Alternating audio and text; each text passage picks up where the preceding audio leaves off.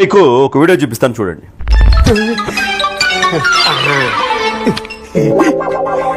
మీరు ఏం చేసుకుంటారు? జూన్ 4 తర్వాత చూస్తా.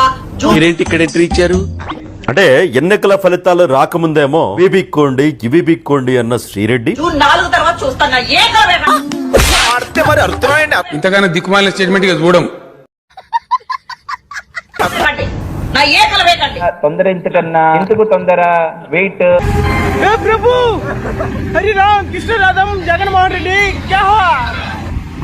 నేను పని బాగా చేస్తానన్న ఉద్దేశంతోనే నన్ను అక్కడ కూర్చోబెట్టారు. వైఎస్ జగన్మోహన్ రెడ్డి గారి దగ్గర ఉన్న అణుబాంబు కన్నా శక్తివంతమైన ఆయుధం ఒకటి.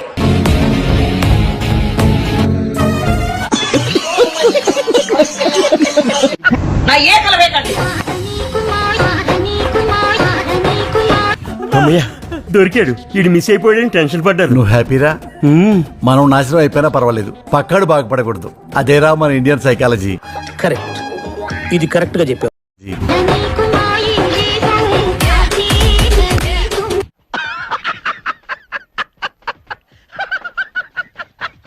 పెద్దిరెడ్డి సుధారాణి ఆవిడ కూడా అరెస్ట్ చేశారు. అరెస్ట్ చేసి 50 రోజుల పాటు జైల్లో పెట్టారు.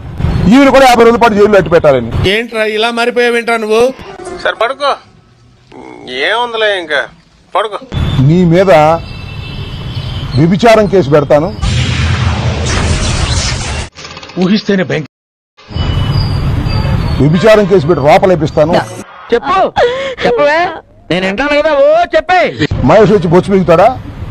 జగన్మోహన్ రెడ్డి బొచ్చు మిగుతాడా? ఏంది మాటలు?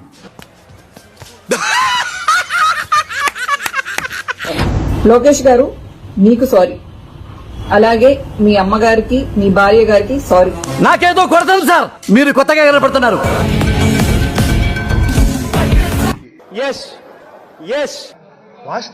అలాగే పవన్ కళ్యాణ్ గారు సారీ. మీ కుటుంబ సభ్యులకు కూడా సారీ. మీరు మారారు, మీరు మారారు, మీరు మారిపోయారు. నేను అదే లుచ్చాకండి. సరే, అది నిజమే కదా. తప్పు కోసం ఏ ఎదవ పనైనా చేసే ఎదవనాయాలే. సర్కస్ లో సింహంతో ఎవడన్నా ఆడుకుంటాడు.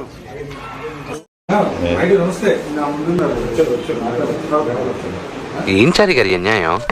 ఇన్ని అవమానాలు భరిస్తే ఇంకా ఎందుకు ఇక్కడ పనిచేస్తున్నారు?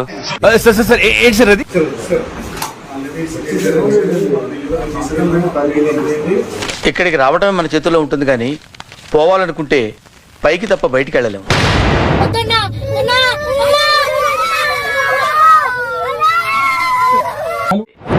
ఇక నుంచి నా సోషల్ మీడియాలో ఏ విధమైన తప్పుడుగా రాదు అని చెప్పేసి నేను మీకు హామీ ఇస్తున్నాను. నోటి దొరకతో ఇష్టం వచ్చినట్టు మాట్లాడాను సార్. మనసులో పెట్టుకోకండి సార్, క్షమించేసేయండి.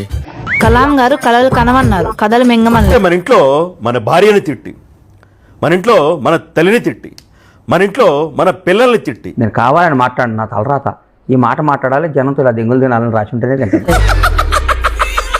లైవ్లు పెట్టి డిబేట్లు పెట్టి రకరకాల వీడియోలు విడుదల చేసి అదంతా అప్పుడండి, ఇప్పుడు నేను మారిపోయానండి. వీడి గెటప్ కమిడియన్ రా. ఒక రకంగా బూతులతో మానసిక అత్యాచారం చేసి మానసిక క్షోభకు గురి చేసి సంవత్సరాల తరబడి. అరే 100 అంటాం సార్, కోపం మామూలుగా మాట్లాడతాం. చాలా మంది చాలా అంటారు. సింపుల్ గా 2 అక్షరాలు సారీ, 5 అక్షరాలు SORRY సారీ చెప్పేస్తే సరిపోతుందా? మీకేం కావాలన్నా ఇస్తాను. ప్లీజ్ సూరి గారు, ప్లీజ్. ఓకే ఊరుకోవే. కాదు, శ్రీరెడ్డితో అటు జనసేన ఇటు టీడీపీ కార్యకర్తలు సోషల్ మీడియాలో ఒక పోరాటమే చేశారు, ఒక యుద్ధమే చేశారు. మీ అందరికీ తెలిసిపోయిందా? ఆయన కూడా ఎక్కడా తగ్గకుండా ఎన్నికల రిజల్ట్ రాక ముందు దాకా కూడా, వచ్చాక కూడా, ప్రభుత్వం ఏర్పాటు అయ్యాక కూడా శ్రీరెడ్డి బూతులు తిట్టింది.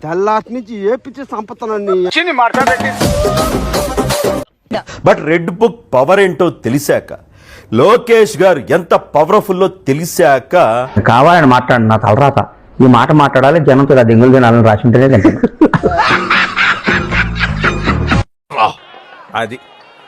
అది ఉండాలంటే ఎంతగాడికి ఉందంటారా లేదంటారా? చూడండి అక్కడ ఏముందో. ఇప్పుడు మీరు చెప్తే తెలిసిందండి. ఇంకా చూద్దాం. చాలా బాగా ర్యాగింగ్ చేసింది నన్ను, చాలా ఎంజాయ్ చేసిన నేను. ఇప్పటికీ మాట్లాడుకుంటారు దాని గురించి. మా వీడియో మీకు నచ్చినట్టయితే లైక్ చేయండి, షేర్ చేయండి, సబ్స్క్రైబ్ చేయండి. సబ్స్క్రైబ్ కాదు, సబ్స్క్రైబ్ అదే ఏదో చేయండి.